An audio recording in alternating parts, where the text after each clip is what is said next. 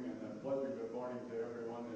It's nice to have an opportunity to introduce our speaker coming up, because as I reflect back on a number of years, I can remember with our speaker sitting right down and listening to other coaches, and in other words, he's one of us. He came up not only a San Jose State graduate, a graduate assistant there, and then moved into high school. He was the high school football coach for 3 years. Then over to the University of California, and from there to Stanford with the Los Angeles Raiders now, then the Oakland Raiders. Even had a year of semi-pro football, and then joined Paul Brown back in Cincinnati for 8 years with Tommy Pro for a couple years out in San Diego. Then his first head coaching job at Stanford, and then of course with the 49ers, and 10 years of just outstanding football. I don't think there's anybody, as you assess all across the country, a lot of football coaches, anyone that knows offensive football and understands offensive football better than our speaker. But always remember that he was sitting right down here, just like you are, at one particular time in his career, and listening to other coaches.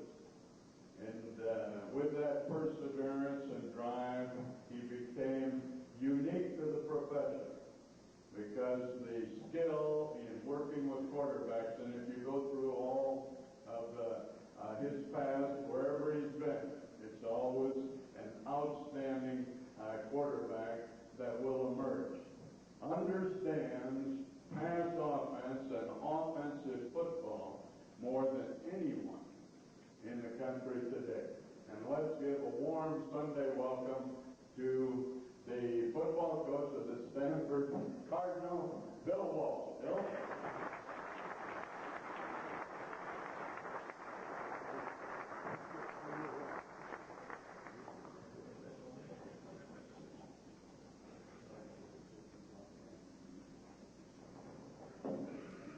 John didn't talk about my broadcasting career.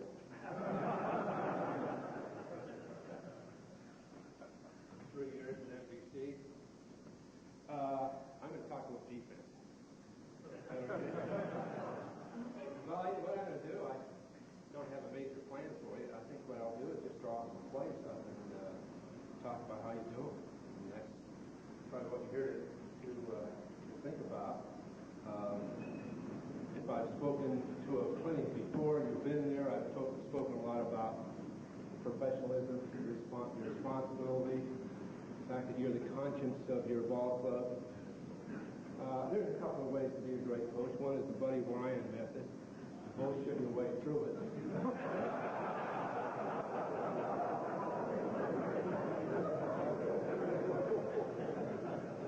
Remember the day we took apart his defense, maybe you saw it, in I guess, I can't think of the year, we went to Super Bowl, but he had the 46 defense, remember that? And we heard all about it from him and from anybody who listened to him. And then we shut him out, 400 yards, 23-0 here at Candlestick. I think that was a championship game. Since that time, the Bears won a championship with Mike Dick as the coach. But my point is, there's all kind of ways to be recognized in any profession.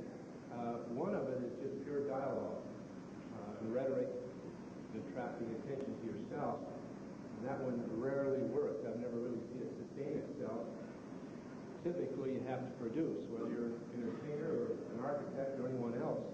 Sooner or later, you have to be pretty good at what you do. So the idea of attracting attention often gets you killed sooner or later. But anyway, let me draw some plays. I think the more I'm around, the more I come to the conclusion that it's not so much the play plays themselves, it's how you practice them. And your method of practicing, I don't want to repeat myself. Some of you heard me speak before on the subject, but your job as a coach isn't so much to draw up new plays. Your job as a coach is to find a way to practice those plays that you want to run offensively so that you can become proficient at doing it. And that's the absolute key. It's the organization, it's your ability to impart your knowledge, it's the drilling of what you do, it's a way of drilling and not making it so boring that the players lose their concentration and just waste their time on the practice field. You have to have ways to keep their attention and to the long, hard, dreary sometimes drills to become good at something.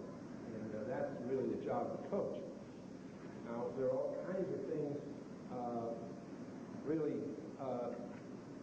extravagant kind of Star Wars plays I could draw that have always excited me. But my honest feeling is that of those 30 or 40 different things we did with the 49ers, 5 or 6 worked. And the bottom line with success of the 49ers was the drill factor, the standard of performance that we had that allowed us to break through the opposition from week to week. You got to remind yourself as a coach that there's fortune involved, there's luck involved in any kind of competition. And the closer the competition, the more the luck and the breaks mean to the outcome of the game. Also, you remind yourself that there's an ebb and flow to every game and also to every season. Even an ebb and flow to a great season. In 1984, with the San Francisco 49ers, we won 15 and lost 1. And one loss was a regrettable one because our friends, the officials, took it upon themselves to call something on Eric Wright, and we lost to Pittsburgh by 3 points. But we won every other game, but there was an ebb and flow to that season. Even during that great season, we had 4 games in a row that were won by 6 points or less, and we were clearly the best team in football. So any one of those 4 games we could have lost, or all 4 of them. I have to think that there was some luck that got us that kind of a record above and beyond maybe winning a World Championship, but I think we ended up at 18-1 or something like that. But even in that season, there was an ebb and flow. So I remind you as a coach that there's an ebb and flow. When I say that, it means you can be playing very, very well, flatten out, play poorly, begin to improve, and then play well. It can work for you and against you throughout the year. Also, there's just flat-out luck that you have to deal with as a coach, the fortunes of the game. And the way you deal with those is the standard of performance that you develop among your players, a state of mind that is developed with the 49ers that was over many years. With you, it could be over many years. The point it is often done in 1 year, but you have a state of mind that you've developed on your team, aside from the talent you have, where the guys are thinking, concentrating, playing as hard as they can, not caving in under pressure, not depending on heroics to win, but simply executing. And that's the bottom line.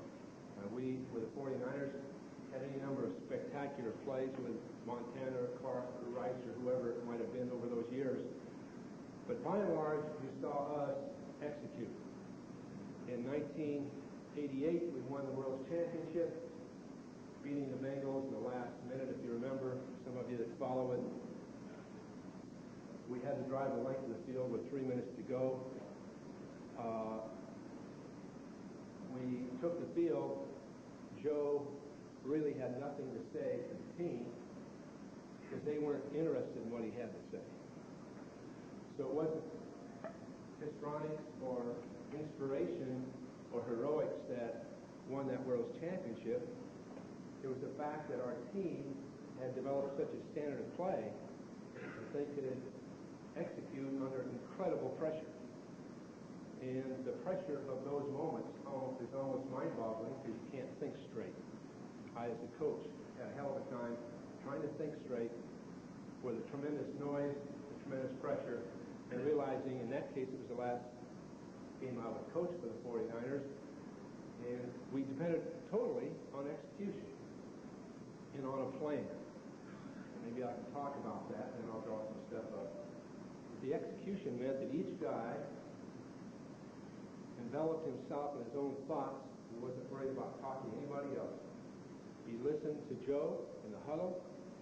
His mind would be working as he came through the line of scrimmage. And when the ball was snapped, he'd execute because he practiced and rehearsed those things for years.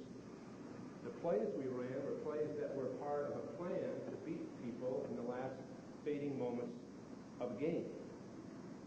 Those were devised over a period of years, and there wasn't one play called that called for a heroic play by Jerry Rice or a sensational play by John Frank or whoever it might have been. It was simply execute. And so that's the essence of coaching. I think in that play there were, I believe, 9 plays in that drive, maybe 11, I can't remember for sure. Every one of them was a conventional play.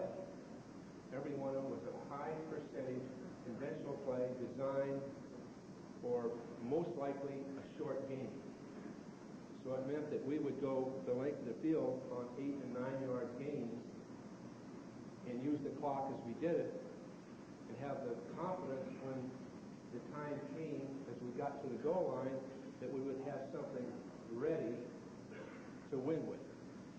These things had been practiced and practiced and practiced. So Bubba Harris knew exactly what to do when the plays be called. Montana knew what to do, and not a goddamn word was really said. Joe, an incredible performer, just prior to the winning play, had hyperventilated, trying to call the signals because of the noise of the crowd, and having to do this continuously for 7 straight plays. He looked at me from 40 yards away and did like this. I went like that. So you can see that even in that situation, the greatest player that we have seen was still disciplined to work within the framework of what we did. He was still following a plan as to when we would call a timeout. I didn't know he hyperventilated, but tremendous courage this man has. He does this, I do this. He figures he's got to keep going. He can't even talk. He's about to faint. He takes as much time as he can in the huddle before he calls the snap count, gets up, throws a complete pass to Jerry Rice. So this is the discipline you develop over years and a standard of performance. Every one of those plays was very simple until the last one. The last one broke their coverage wide open when they needed a touchdown with John Taylor. And I can draw that one up right now. But the point is, that's what it takes. So there may be Buddy Ryans in the world, but the key for you is to remind yourself that it takes patience and organization and concentration on your part to find ways to drill the given individual plays.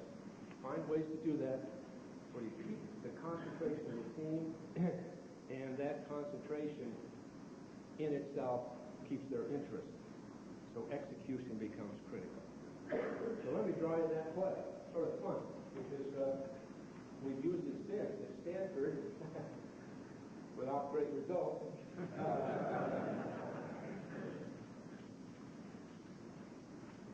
What we did on that drive, is this okay? Yeah.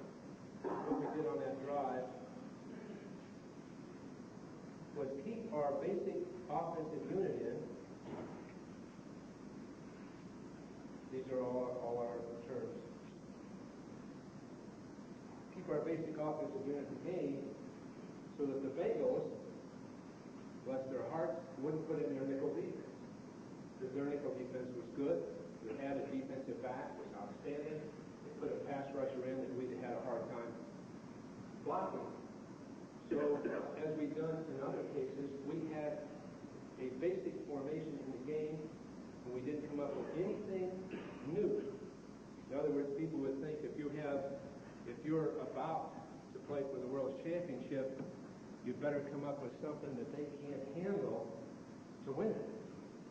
Well, in this case, we wanted them in the defense we knew they'd be in.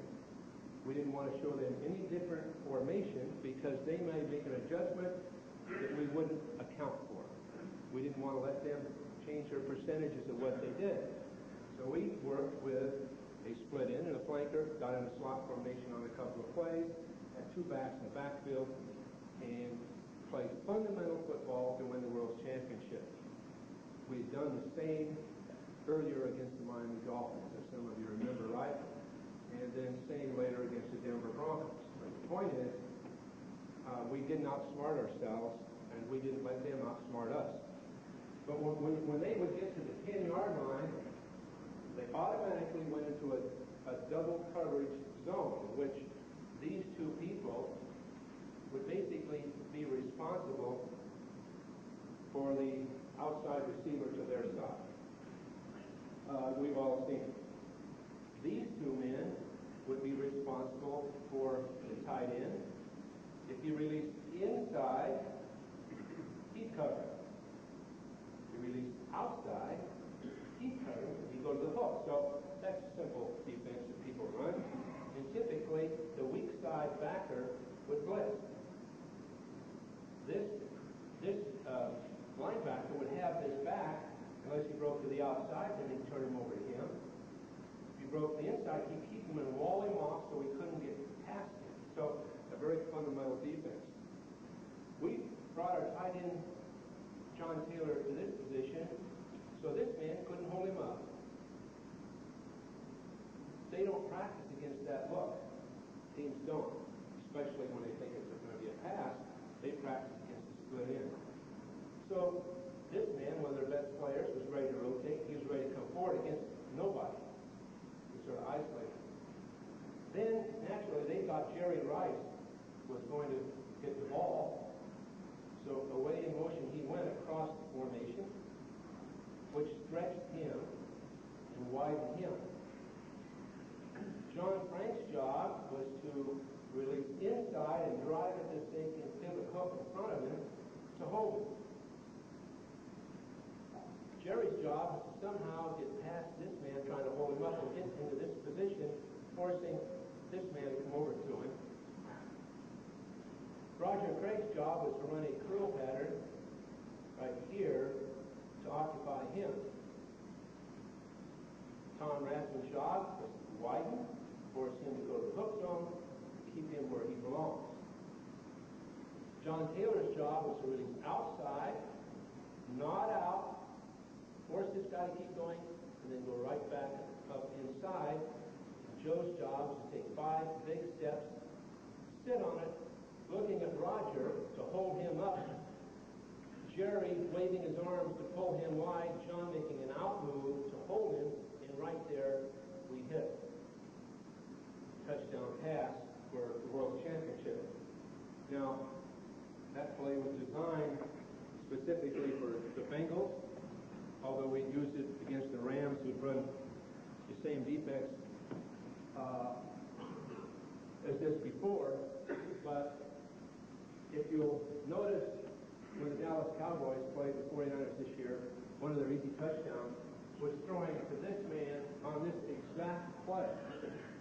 But this man hooked, as we normally do. So that play was taken right out of our playbook and beat the 49ers. But that was our halfback curl. So this play won it. But until that time, we ran plays that were very simple, and the execution was there. So now, you have to think about how you get it done.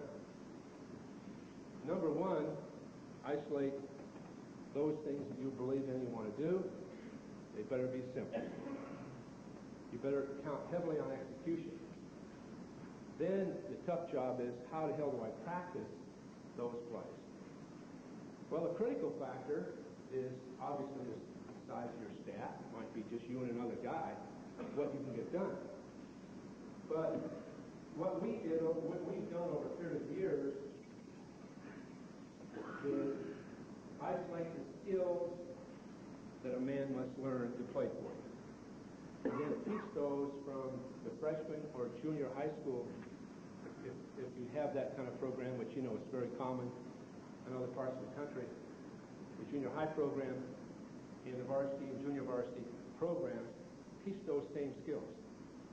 Now, with 49ers, Bob McKittrick is probably the best offensive line coach I've ever seen, along with, of course, Zoom White out of the Raiders.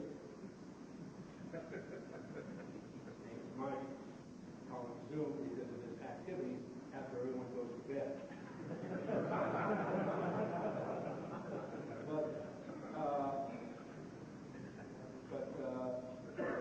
Bob had isolated 32 skills in the National Football League for his offensive line.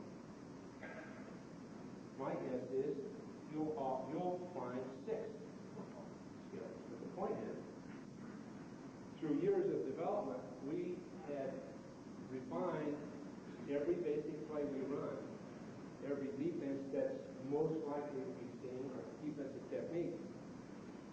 And then we decided we had to drill that in practice. Now, how in the hell can you drill 32 skills? Well, as some of you may know, I've spoken of it before, every minute of every practice is accounted for. Every minute of every practice, every play of every practice is scripted. At Stanford, when we go start our summer and fall camp, we'll have approximately 3 weeks before we play. Every play that is called in every practice will have been decided upon and documented. And the minute we pull the practice out, that play has been scripted. And that's how detailed it is. It's easy to do, believe it or not, but that's how detailed you get. So you know what you're going to do every second. To us, one play is 1 minute of practice. So if we have a 10-minute drill for a team, we run script 10 plays. If we run those kinds of plays often, we might slip in two repeats along the way. But it's a minute play. If you have a 12-minute drill, you have 12 plays, basically. That's the way we do it. But in isolating those skills, we then decide how much time Bob has to teach us. Now let's just say that Bob had, I just throw it out, 600 minutes to teach 32 skills. We know that because we set up our practice and we know exactly how many minutes we're going to give to fundamental work every day. So we're doing it in Stanford, the same thing. So Bob knows he's got 40 minutes in the morning practice and 20 minutes in the afternoon practice to work on those skills. He also knows that any time he works on a skill for less than 10 minutes, he's almost wasting his time unless it's the day before the game or something. So he knows he's got to get 10-minute blocks for each skill. So he decides how much time to give the skills by having priority. Prioritize it, and then you set them into your general plan. So Bob is going to work on a short trap, he's going to work on a long trap, he's going to work on a bob sweep, he'll work on a seal block that day with his guards. And so the short trap's going to get 10 minutes, 10 minutes, 10 minutes. So when he adds it all up, he can tell you exactly how many minutes he's going to have for every skill by the time training camp's over. So we've isolated those skills. Now in your case, there won't be as many, that's for sure. But what the hell would you teach? Just think for a minute, your offensive line. What would you want them to be able to do?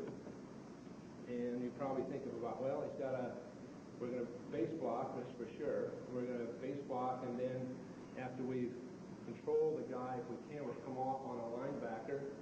So that's a plug block. We're going to gap block down. We're going to trap. And on a sweep, we're going to pull a guard. Well, we've talked about a number of skills and how the hell you're going to coach it.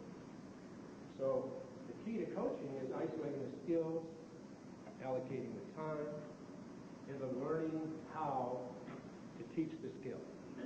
The only way you teach it is something you know something about. So if you're a guy that goes from year to year listening to clinic speakers and deciding on a new offense, you'll never have refined these kinds of things at all. Now you're counting on the good luck, the fortune of the game to win, or hopefully the ebb and flow of the game to somehow be on the upside and beat somebody. As a high school coach, I suffered from that terribly. Because we went from the split tee to the spread tee to the wing tee all in 1 year. I mean, what the hell am I doing? So the key is, at some point, you decide on what you're going to do, isolate the skills and do it. Now that goes also defensively for every position, and when and how are you going to do it. You also know that you've got so much time to practice. So let's just say you have 14 practices and they're 2 hours long. You then divide on fundamental work, obviously, on group work, on teamwork. So now when you get to teamwork, you start thinking about it. How can you keep it interesting? Well, one of the ways we kept the interest of our players, or still hopefully do, is by talking about situations. One situation is if you're behind with 3 minutes to go and you have to go the length of the field. That sure is hell a situation. And so you practice those plays, and the team knows, obviously, through your direction, what you're practicing. All right? The next thing you'll talk about, we've got to practice if somehow we're ahead and there's 4 minutes left in the game and we've got the ball. What the hell do we do? You practice those plays as part of a 4-minute offense. So, 49ers, Stanford, we say we're going to practice a 4-minute offense. And I'm going to be, without a stopwatch, I'm going to be calling out the time to see how much time we can use from the time the whistle blows till the ball's put in play. And our quarterback's going to hear it. So our team's going to stretch it right to the limit before the ball snaps. We're going to take every second off that clock we can. We're going to snap the ball on set every time, so there's no chance that we'll be offsides, which stops the clock. We're going to run plays where there's very little likelihood of a holding penalty. And of course, we're not going out of bounds. We're not throwing an incomplete pass. If we are forced to pass, the quarterback will run with the ball before he'll take a chance on the completion, because of course the clock stops. In our bowl game of 2 years ago against Penn State, believe it or not, we went into this offense at the start of the second half because Penn State just didn't seem to be able to handle our defense at all. And I decided to take every goddamn second off that clock I could, starting at the start of the third quarter. And we sort of collected our thoughts, went into this mode, and Stenstrom began to pull his team at the line and watch the clock and snap the ball.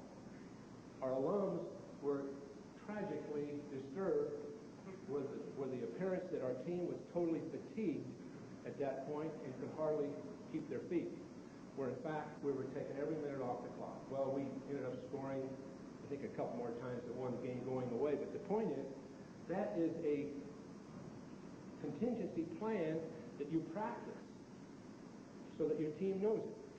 How many, having been a brilliant commentator at one time, how many games do you think are lost in the National Football League because the coach can't manage the game? The coach has delegated everything away, and he stands there stoically staring off in space, letting a $100,000 assistant decide what a $150 million franchise is going to do. The coach has delegated everything away and makes life a lot easier. You eat a full breakfast the morning of the game, sleep well the night before, and make everybody promise they'll do a good job. But the absolute key is the management of the game. When do you go into your 4-minute offense? And what is it? same as a 2-minute offense, trying to score. Here's a way to keep the other team from getting the ball and winding that game down. Now, that takes confidence, but these are the kinds of things that you coach. This keeps the players interested, because now they're thinking of a clock. When they break the huddle, they're thinking, boy, I've got to do this, I've got to do that, I've got to do that. Or your other choice might be to have just a mundane practice of just running the play over and over and over. The guys are getting tired. Cheerleaders are working out over on the other field. They spot them. And they go through the motions to get it over. Thank God we got over another. Well, believe it or not, with the 49ers, the guys were talking about it when they were leaving the field, because at one point, every one of these contingency plans had become critical to them.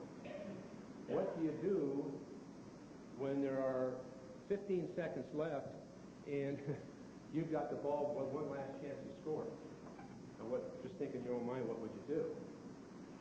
One person would say, Joe, drop back and throw it to Jerry. Jerry, get open.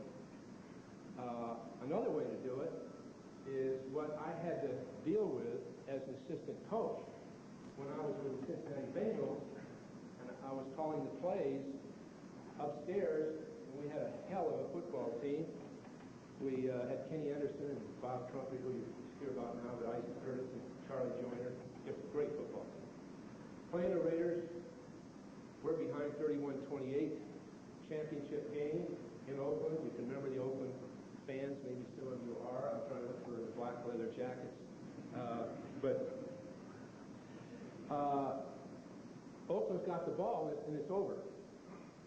They fumble the goddamn ball, and they fumble it on about their own 30-yard line. And we get it. All of a sudden, we've got a chance to win the game, at least tie it. At least tie it at that point. And the noise is so intense. And I'm trying to call the plays, I can't think straight. The Oakland fans had located where our box was, and were throwing refuse into the box. And the intensity picked up in that situation. They were going to help their team win. So I'm dodging everything you think of. They take these little half pint, they used to be popular. They had those in there. The point is, I'm dodging that. The crowd is screaming. The pressure's on. And I can hardly hear Paul Brown on the phone, and he can hardly hear me. So we called 4 plays. Got nothing. Game was over. So coming back on the plane, I don't feel flawless, but I'm thinking, never going to happen again. The next time that happens, we're going to have a plan. That's how all this stuff gets started. We'll have a plan, and if it works, fine. If it doesn't, we'll sure as hell feel okay because we practiced what we thought we should do, and we gave it our best shot. So, from that point on, we had our last 3 plays. The last 3 plays we would call in a game if we're behind and we've got the ball. And so we gave some theory to it, some science to it, some execution to know what we're doing. So time goes on. At that point, I personally began to develop the different contingencies that we would use or have to use. Whether it be 1 down to make 20 yards. Obviously, there's short yardage, as you know it. There's a goal line offense when they substitute. There is your offense from I'd say the 15-yard line going to the goal line, running with the ball. If you're running with the ball inside the other person's 15 or 10, you're probably dealing with 2 more linebackers because now the safeties are so close to the line because of the inline that they are served basically as linebackers. So if you haven't accounted for blocking the safeties, when you're on their 10-yard line, they'll make every tackle if they're if they're good football players. So you have to make sure you've got plays designed to where you can account for the safeties from the 15-yard line to the goal line when you run with the ball. So that is to us, that's a contingency. When that happens, we'll have series of plays we call. They're not different. It's not as though each series, each contingency calls for a different bunch of plays. But it's those plays that we select. So as your team gets to the 15-yard line, you look on your game plan for your contingencies. And there's your red zone runs. And now you begin to work through those and feel comfortable doing it. You're not saying, what the hell do we do now? Anybody got any ideas? You know, you don't do that. You've got a plan. And the minute they substitute their goal line defense, you go to your goal line package, which is probably 4 to 6 runs that we would have. You might have 2 or 3. But the point is, all these things are contingencies. And all these things are practice. And when you set up your practice schedule, when you get to team play, you will have basic offense. That's 1st and 10, 2nd down, sometimes 3rd. And that's your gist of what to do. But you'll also have your contingency plan. So every day with the 49ers and Stanford, we have a 10-play series related to a contingency that will occur in the game. So this day, it's our red zone runs. We don't want to throw down there. We have to, but we will. Red zone runs. The next day, it's our goal line off. The next day, it's 1 down to make 20 yards, because that happens. The next day, it is backed up. Now, when we say backed up, I'm talking about when you suddenly get the ball, we all go through it on your own 1-yard line, and they punted you in a hole, or you're on your inside your own 5, what the hell are you going to do? There are some plays that work, some that might get you in deep trouble. Your players have to understand the dynamics involved if you're backed up, because they know, by now you've educated them on the fact your punter needs 15 yards to punt the ball. If you squeeze that down, you've got to rush the punt. Your sophomore center snaps it over his head. You've been through that one.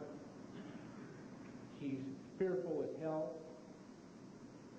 Everybody's operating as they normally would, and somebody gets through and forces him to rush the punt. It goes out of bounds on the 20.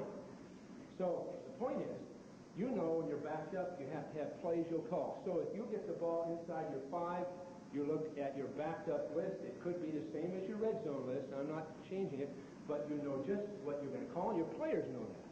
They know that the ball is going to be snapped on a simple count. You can't afford a penalty. So it's snapped on the same count every time in crucial situations. You're not about to outsmart the opposition. They also know that there will be blitzing from the outside linebackers, or in your case, you may call them defensive ends. They'll be blitzing. They also know that the safety men will be trying to make a stop. They also know that there's probably going to be gap charges by the linemen, because they're going to call a defense that tries to get after them, I would like to think. So if you know those dynamics exist, then you have your plays related to those that you'll call. And your players know it. So, probably every 2 weeks, once every 2 weeks, we get the ball in the regular season on our own 3-yard line and run our plays. We don't even have to scrimmage. It's not like it has to be that physical, but the players have to understand the dynamics of being there and what the requirements are that they do and what they have to do. The ball has to be got past the 5 so we can punt it effectively. And naturally, we can't take a loss, so you're thinking in a very conservative way. You'll have a pass. You may want to fake the run and throw a long one and take your shot. But the point is, you'll have practiced that too. So these contingencies are there, and this is one of the ways you keep your guys interested in practice every day, because virtually every time they line up as a team, they're practicing something. Now, another contingency in the NFL, which is brutal, is 3rd down and 3 yards to go. 3rd and 3 is brutal, because if they want to stop you from running for 3 yards, they can do it, unless they're, a great team and you're not. So you're, in a sense, maybe forced to pass on 3rd and 3. If you substitute on 3rd and 3, they substitute their nickel defense. If you substitute and they substitute a nickel, then you may run with the ball. So the point is, 3rd and 3 becomes a critical contingency in the National Football League. Not nearly as much in college, because in college you tend to be able to run to the 3. So we would practice 3rd down and 3 yards to go. So these are the kinds of things. I can go on and on in the National Football League, but in college it's the same. In high school, although you may reduce it, you have to educate your young men to these situations. One, because they'll understand them.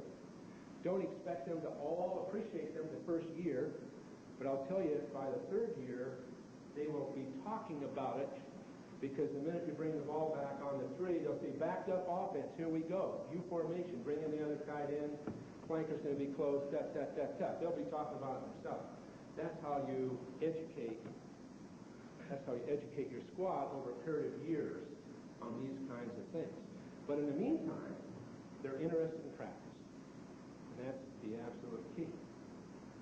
Let me show you what we do with 3 minutes, 3 plays left.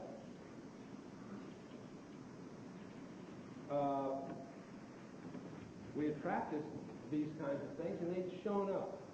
And we were awful on occasion. Because when we had Steve DeBerg, bless his heart, with the 49ers, if you remember, some of you that age, Steve was not yet a polished quarterback.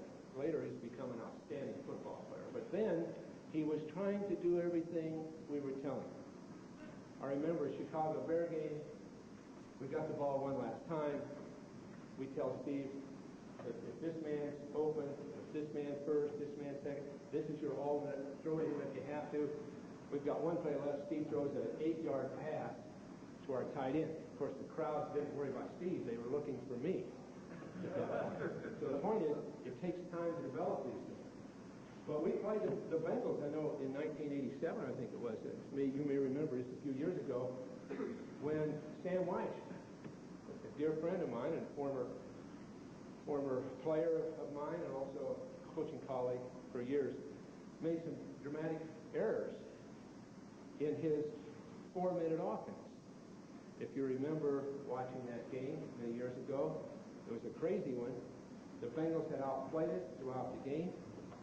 We hit a couple of big passes to Mike Wilson, but they were ahead by 4 points. And, no, maybe it was 6. I think they were ahead by 6 points. At the end of the game, they had the ball. And Sam made some critical errors in his 4-minute offense. And we got the ball back with 2 seconds to go. Now, all of us had all but packed our bags. I mean, the game was, for all intents and purposes, over. But Kevin Fagan made a tremendous play because Sam had called a run in which he failed to account for that defense I just spoke of. Sam lines up.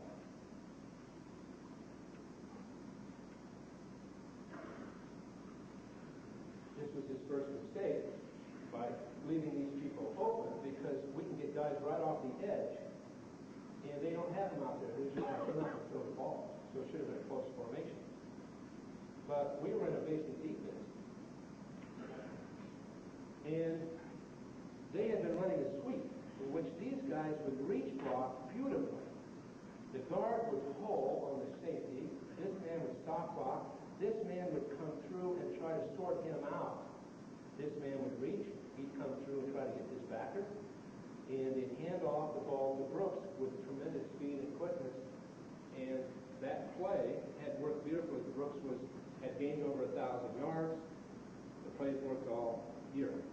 So Sam calls that play. This man reaches to make sure he can cut him off so Brooks can finish. But of course, Kevin is on a slant charge right inside. The tackle doesn't touch him. Kevin makes the stop. All of a sudden, because of their lack of having, basically, a plan on what to do in a list in front of them, so they can't make this kind of mistake, they run a play that should not have been run there. Kevin makes the stop. So, where am I going? Excuse me. I hope I'm right. So, we get the ball. As soon as I tell you who's playing where, you'll know where the ball went.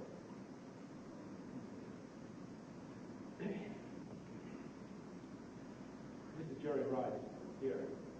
So, typically, the Hail Mary play is the last play you'll call. We all heard about it. The commentators tell us. These three men go down, the ball's thrown up, and is batted around, and once every 100 games, they catch it. But of course, that's the only play we see on TV. There's a replay, right? Over and over, Ahmad Rashad catching it against somebody. So there it is. So naturally, through practice,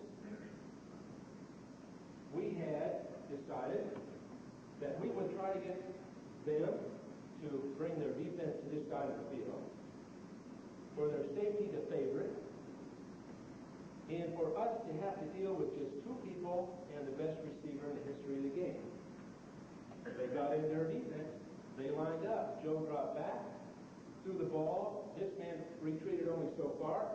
Threw it to Jerry. Still remember the play. Jerry just reached up, caught it. Game's over. We won.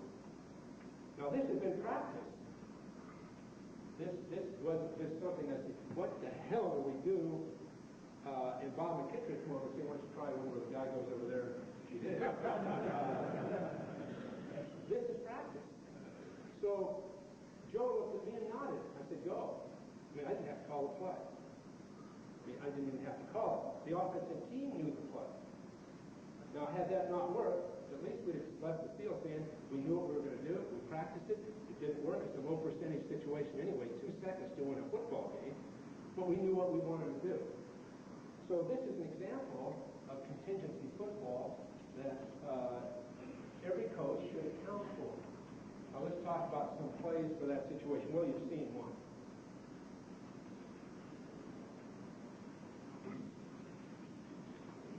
Of course, the one we have ripped people with over the years when we get in that low. If we've got 3 seconds to play, or excuse me, 13 seconds to play, and we're near midfield, the first thing we do when we line up this way, naturally, is throw a slant pattern to Jerry Rice over here. We've done that at Stanford, done it with Kenny Anderson, throwing to Chip Myers, whatever. 3 steps, hit that slant on the move, and you've got as good a chance to get close to the goal line as there is. So the slant, and for us, we would take these two, drive them down the field, he start weight and come out under it. So we go from here to here. This man with 3-step protecting, he'd step down right over the ball 5 yards deep. We go to him if we had timeouts, because he can be wide open in his zone. Now with us, this man is split exactly 12 yards. This man is split 18 yards or 3 yards from the sideline. Joe takes 3 big steps. When you throw a slant, a 3-step drop slant, you take 3 big steps and you sit on your right foot. So if I'm quarterback and I get the ball here, it's 3 big steps and then I sit on that leg right here. If I come from this receiver to this one, I sit, I stay right on it, I look back and shove off of it. So that's 3 big steps without a hitch step. That's one of the skills the quarterback must learn. So the slant should be caught 11 yards deep. That's how it should be caught. If you try to throw 30 of them in practice, 20 of them ought to be 11 yards deep. This man runs slightly deeper so he opens up a little later. So that is 1 play in your last 3.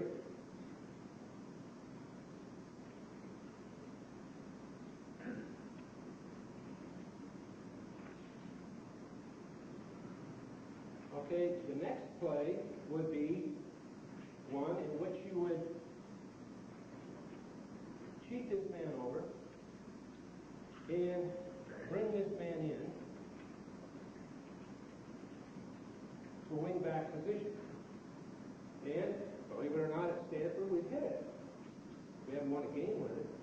But now, this man's job, being split 8 yards, so there's room outside of it, is to get past this defender and work into a hooking mode in front of the corner.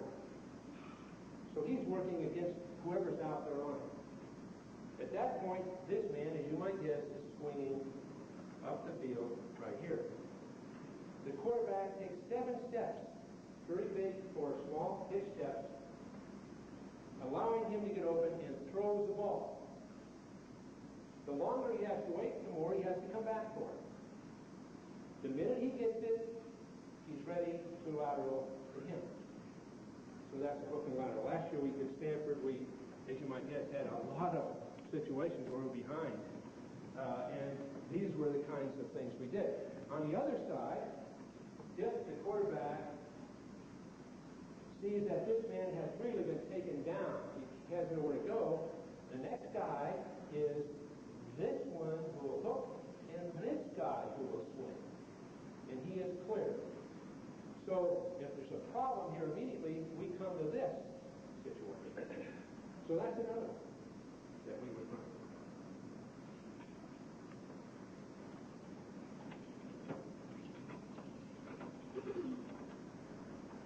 We're in deep trouble on this thing. Next thing would be a comeback pattern that would take this man full speed, this man full speed, and as you might guess, this man 22 yards, plant and come back, and we'll throw him the ball, jump out of bounds, and get ready for one of the other plays.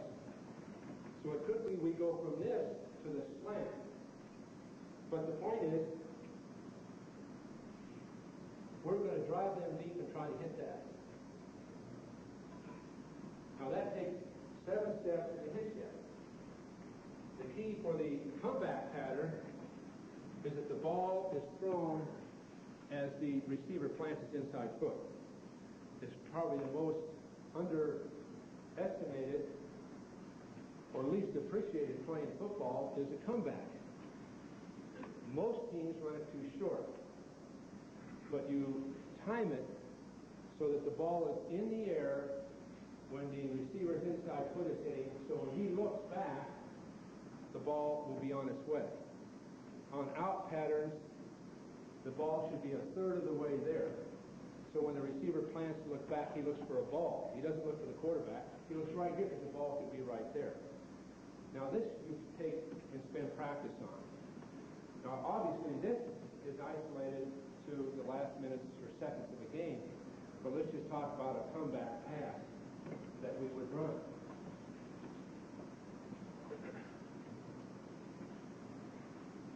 In our case, when I talk about these things, I'm not assuming you guys say, okay, and they get little Freddie Epstein, and then they have him take 7 steps and throw the ball to little Johnny Shiminovich.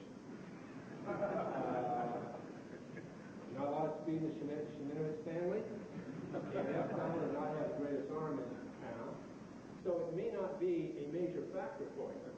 All I'm trying to do is help you look through your own inventory for those things that are best for you.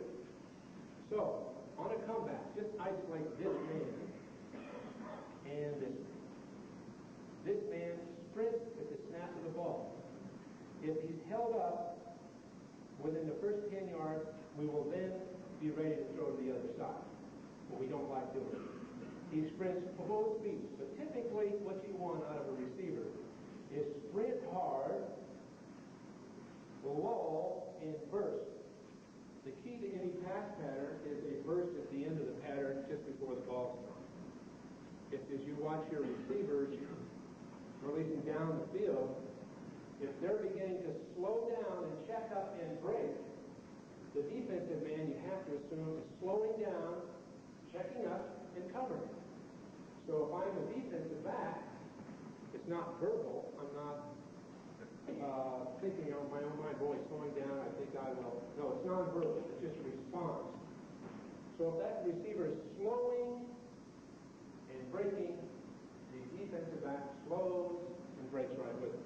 So the key is, just before the break, you duck your head and pump your arms hard. Now this is how Freddie Veletikoff became a great receiver. If you ever watched his play in black and white, by the way, if you watched his play, he gave the impression of bursting and then breaking everything he did. So if you're watching from behind, he found a way, the last 5 yards, to have his knees pumping, his arms pumping, drop his head and then plant and break.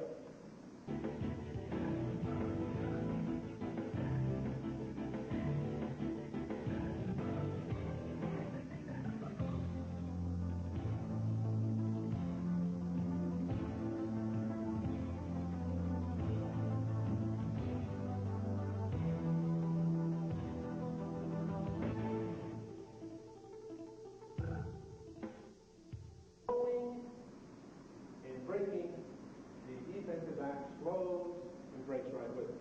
So the key is, just before the break, you duck your head and pump your arms hard. Now this is how Freddie Veletikoff became a great receiver. If you ever watched his play in black and white, by the way, if you watched his play, he gave the impression of bursting and then breaking everything he did. So if you're watching from behind, he found a way, the last 5 yards, to have his knees pumping, his arms pumping, drop his head and then plant and break. Now what you like to think is at that point, the defensive back goes, whoa, and he breaks. So if you get that defensive back on his heels, at that point, you have beaten him. But if you slow down to do it, he slows down to do it. So that's the start. Let me try to, I'm going to break this machine, I think. Okay, let's talk about how we would do this. So we sprint 200 meters, sprint, break. The last 5 of any pattern has to be a burst and a break. And that, as a coach, is something you can help any receiver with, not just let it down. Any receiver, you burst and break. Your head drops, your arms punch, you plant, you break. Quarterback takes 3 big steps. In practice, the biggest he can take. And then the 4 quickest he can take. That's a 7-step drop, you've all heard. The 3 biggest, the 4 quickest. The key will be to push from center. Don't worry so much about their feet, because some will push and go, some will shove off. That right there will drive you nuts trying to break the habit of it. It's not worth it, I found over some years. The key is to push and get 5 yards on the first 3 steps. If your hips turn 3/4 away from the ball, you're okay. So you don't have to sort of back this way. You'll get the hell out of there as hard as you can. You want to get clearance between the quarterback and the guys blocking for him, and hopefully not the guys rushing. So you know your guys are going to give some ground. You know they're going to shove them. You want to get as much clearance from that as you possibly can, as quick as you can. First 3 steps, as big as you can make, driving back. Now once you've got those 3 steps completed, I'm telling you, you're going. Now your problem is to slow down. So you take the 3 biggest, and then the 4 quickest you can take. That's the key to it. So you've got your depth on 3, you're recovering on the next 4, and you end up, depending on your guy, 9 to 11 yards deep. We want our guy between 9 and 10. At the end of the drop, I don't have a football here, but at the end of the drop, we want to be able to bounce and throw. Well, if you don't take those 4 quick steps, when you get to the end of the drop, your inertia is going this way. One muscle group is saying go this way. You're trying to get the other muscle group to go that way. And you're skidding back, trying to think you're going to throw a pass. Typically, your body weight's back. You're throwing off your back foot, and the ball is going to drop short by about 8 yards. So it's key for us that at the end of the drop, we bounce. Now, if you watch Joe Montana, this took me some years to figure out which something he did that I didn't coach, he just inherently did, was at the end of his drop, I'm going to strangle myself up here, at the end of his drop, there is a bounce, straight up and down. He's helping himself get rid of that inertia that's pushed him back. So right at the end, you'll see Joe's head pop up, and I'm sure you've all seen that beautiful style of his. For years, I coached Dan Faust, Kenny Anderson, these kind of guys, to stay low, bend their knees, and stay down in here. Well, this last year, I had Joe out demonstrating, which is strictly legal, John, during CLAA, freaking rule. I had Joe demonstrating with our quarterback being some distance away. Please understand me. And Joe was bounced into throw, and then suddenly, there it is. So now, Steve Stenstrom bounces and throws, and boy, he's getting picked up like that. So that bounce coming off of it is absolutely critical, and that's what Montana has done for football. So the key is the three biggest steps to forward quickness: a bounce at the end and a hitch step. So right at the end, I'm boom, and I'm up and I'm forward, moving forward to throw the ball. So when we throw this, three big, four quick, a hitch step, throw. This man is at 22 yards. If it's Freddie Epstein, he's probably at 8 yards. The key is you have to adapt the quarterback to this. So the receiver may go less deep. As an example, when we had Ronaldo Nehemiah playing for us, Ronaldo was coached to go 24 yards. When Dwight Clark was playing, who was all pro, as you know, typically it was 19. Didn't bother Dwight to go 19. It didn't bother Ronaldo, because Ronaldo was a step or two faster than Dwight. And so when we practiced it, that became very important to us, because Joe was going to put that ball up, and it's about a third of the way there when that receiver looks. Now, believe it or not, with Stanford, we can do that, with Stenstrom and the guys he's working with. So what we want is this receiver, when he looks, to look for a ball coming right over his shoulder.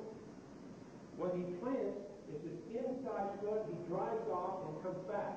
When you throw a comeback pass, you don't throw it to the receiver. You throw it to a spot that basically is 6 feet in diameter right there. We figure that the receiver can adjust to that. So if your guy is dropping back, looking at the receiver and throwing to him, the ball is going to always be late. We're going to get so used to dropping back and throwing to that same spot that the receiver will find it when it gets there.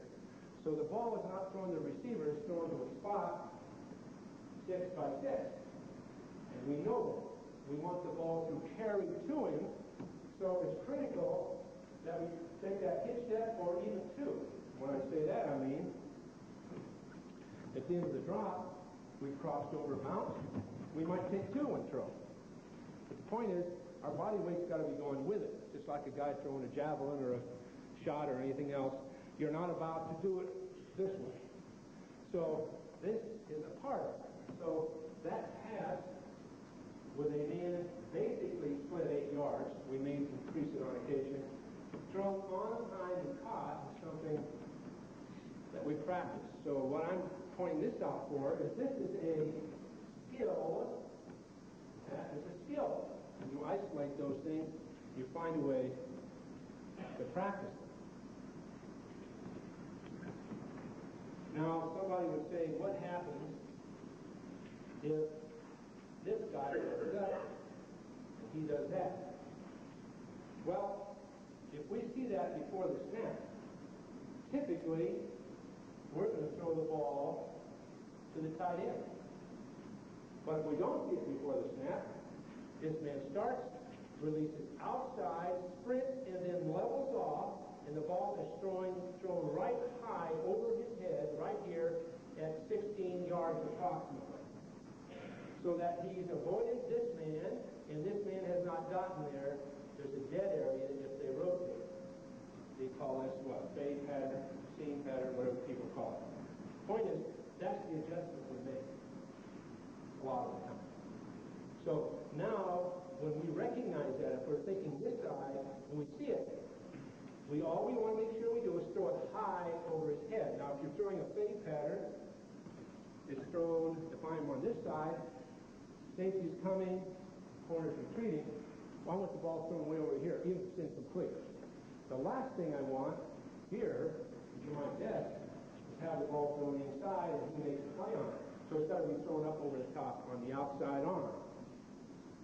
Now, I'm not trying to suggest you got to do this, but I'm trying to suggest this is the simplest thing in football, but it's been refined for years, and the guy coaching it knows it. So if you have football, you should be able to take it, hopefully, to this kind of level, even if it's a base block, high formation run. Not design a new one, or a new kind of run, or a new formation, or they'll never be able to adjust to this. How many times have you been through the one, they'll never adjust to it? They didn't, but they did it the wrong way. You got all screwed up. So the point is, the simplest of things are brought to the most minute detail and practiced that way.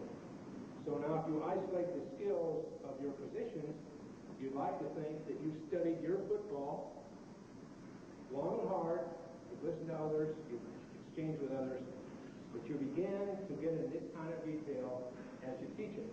These are all coaching points, and then find a way every day to practice this 4 times on each side after everybody's through the practice. That's what we would do. So we talked about the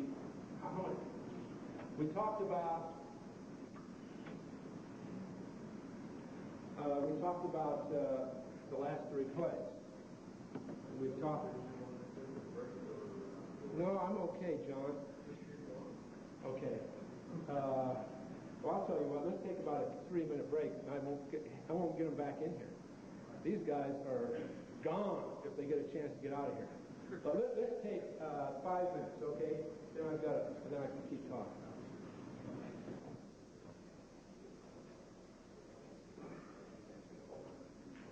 Hey, I got some question. All right. Well, next thing I talk about is like a 5-step drop, which typically is more like what you guys would do. And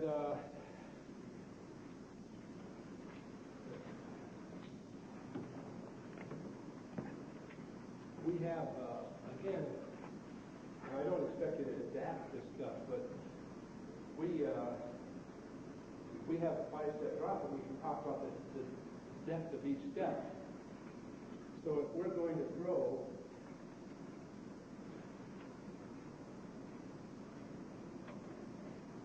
an out, what we call a square out, which you see people do,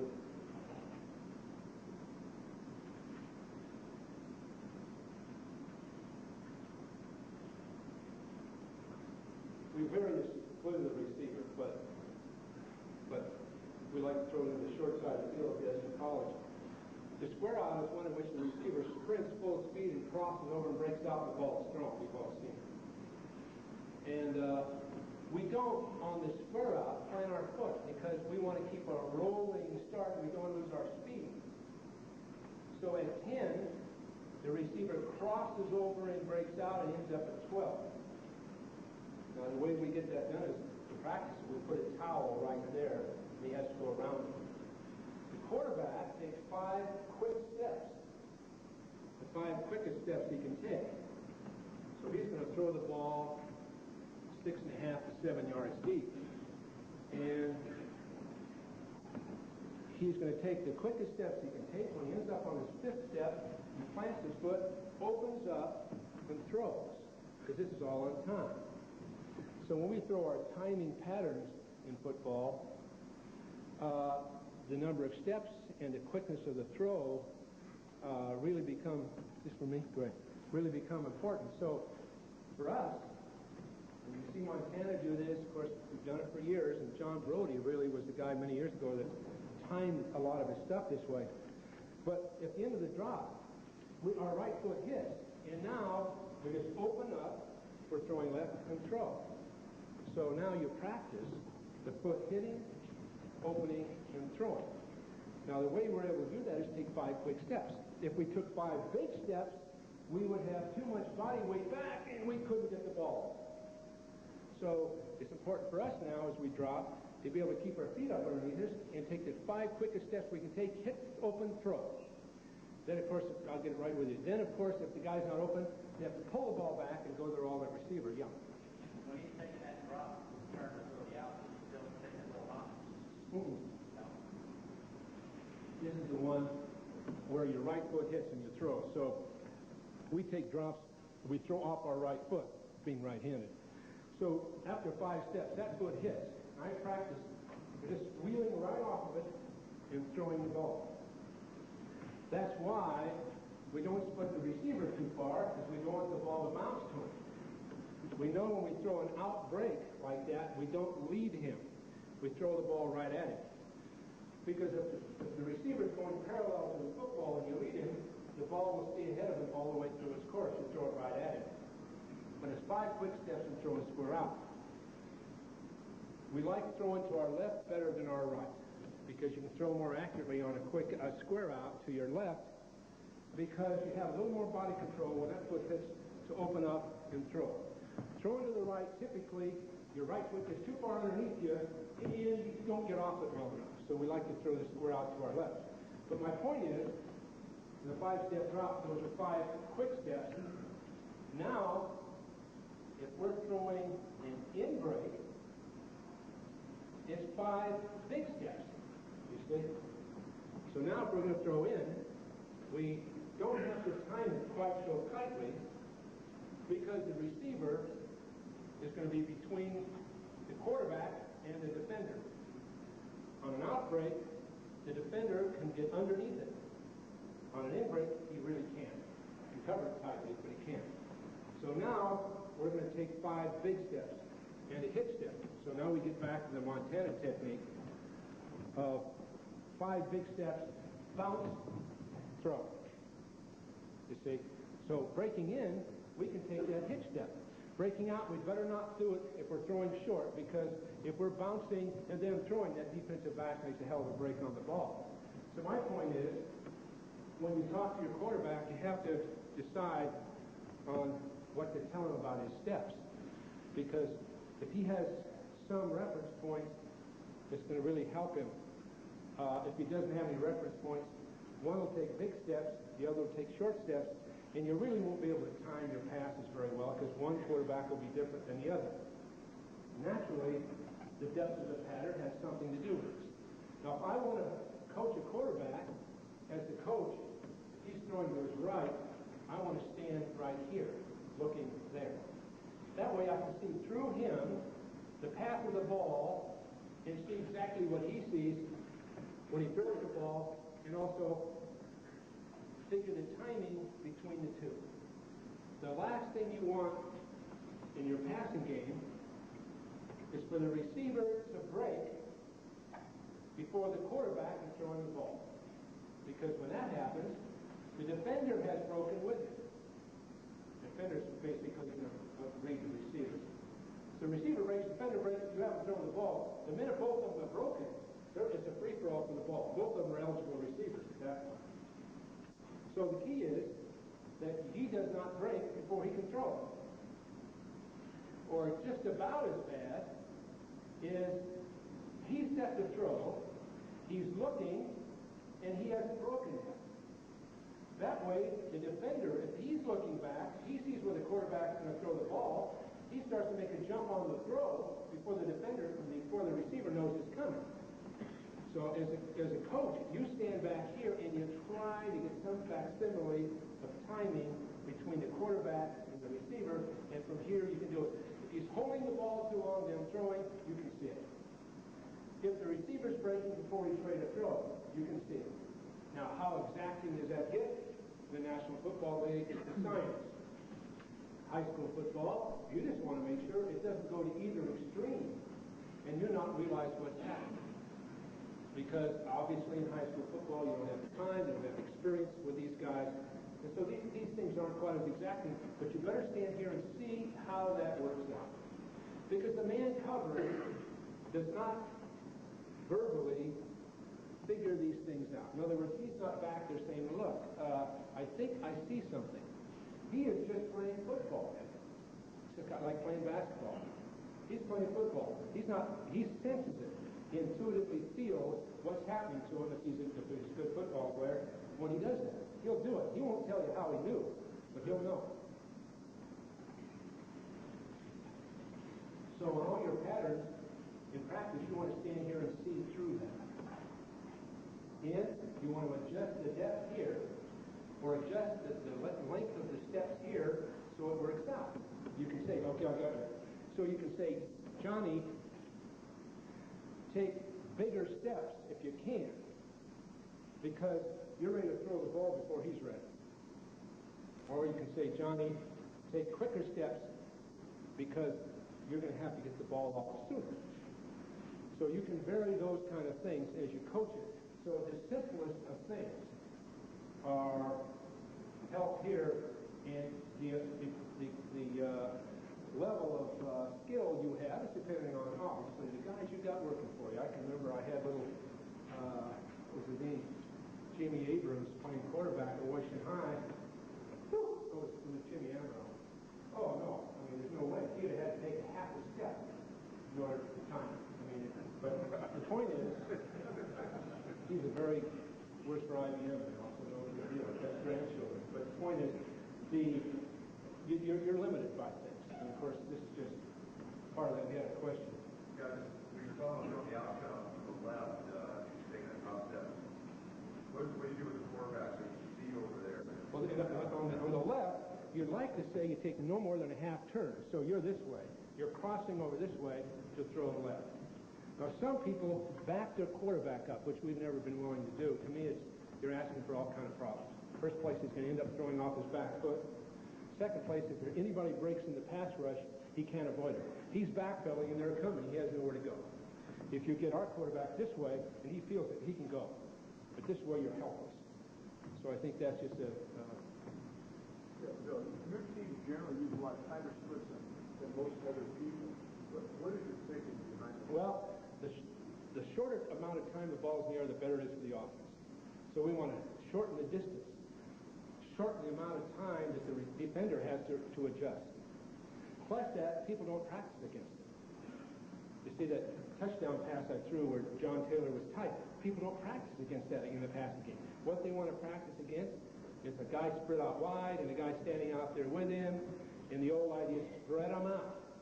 The problem with spreading them out is the ball has to travel too goddamn far. I saw Colorado play Iowa State a while back. I was visiting my daughter up at Colorado, and Iowa State had a receiver over here. He went when the ball was in his hatch. So what was he doing over there? You could never throw him the ball. He was 50 yards away. Well, with us, our guy would have been right here. So we don't want the ball in the air very long. People don't practice against it very well. And we can get different kind of patterns we can develop in close to other people that just aren't there for you when that guy split way out. The old idea, man, of spreading them out is good theory. You know, just like telling the Indianapolis guy, keep your foot on the throttle. I mean, I'm the guy coaching you. I mean, there's a hell of a lot more than that to it.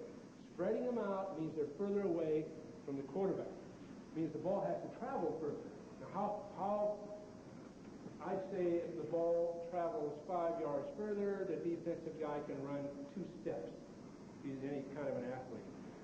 So you're giving up a step or 2 for every 5 yards.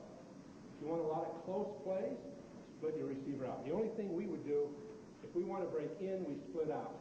If we want to break out, we split in. Now, there's all kind of adjustments from there. Plus that, when you reduce your split, something Iowa State didn't think of. When you reduce your split, this guy can get over to there. And how many times have you seen Jerry Rice catch the ball or John Taylor breaking this way and then turning up the field and going 60 yards? Dwight Clark made a living of going from a tight receiver over there. So we want to have this guy go to that side of the field whenever we want to. We don't want to keep him way the hell out over here, standing in a special stance or something. We want these guys to be able to cover ground across the field. So there's all kind of theories there. So you'll see us one week with a wide split, another week with a tight, and a week. That's just part of the science of the game. But getting back to the steps, this is the way as a quarterback coach or you're as a head coach, you look through and you can tell what you want. Now I've been asked, I'm going to try to reverse this thing. I think it's about to run out here.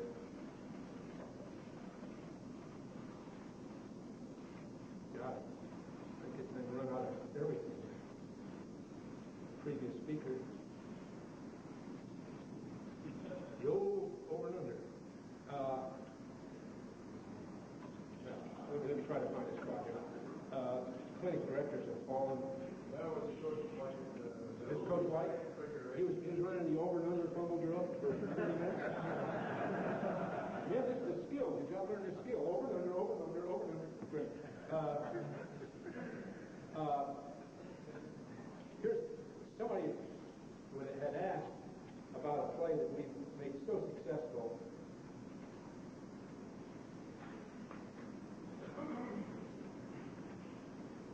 Well, there's all kind of obviously defenses, but I'll put one up there.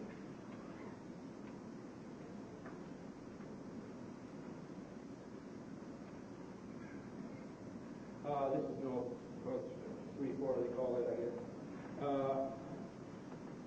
One of the key plays in high school, college, or pro is the play pass. And that is for the very essence of the passing game. It is for us at Stanford. It is for virtually everybody that is willing to give it the time.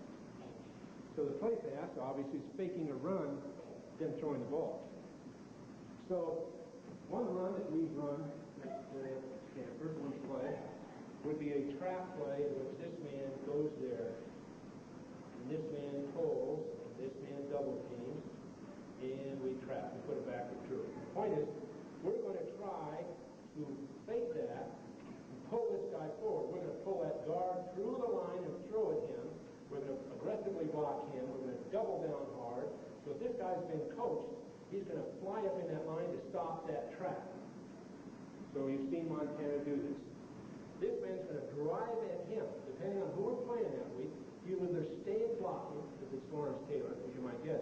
But if it's someone else, he may bump him or to stay to hell with it and break into the flat. That would be where you'd see Roger Craig. This man was pass protect because we've taken him out of it. These two have these two. So if he blitzed, he'd get him. If he came this way, he'd get him. But these two have him. The guard has him. The fullback runs a full-speed course through here. Nobody touches him. He turns right back and stands here. But the key guy is Dwight Clark. Because Dwight is going to go up 5 and angle in. We're going to take 3 big steps after the fake, but the fake is a token fake. It's up to the back and hit Dwight 9 yards deep running right there. The guy we've affected is this linebacker. We've got a lot of lines there. But this backer's been pulled forward, opening a hole in his zone defense. If this man drops here, we throw to him. If he blitzes, we're throwing the ball. If he goes flat, we're throwing to him. So that would be red right, pass 331, that's slant. And that is a very basic play. Now we would change up, I'll use this fellow's deal here. We would change up if these people were covered. We would change it up because in this case we'd man block it, or conceivably we wanted to trap it, and the back would have him. But the point is, a play pass, pull this guy up and hit a moving receiver. That is the best single thing there is. And this is where Dwight made his career. In later years, we got good enough so that this man ran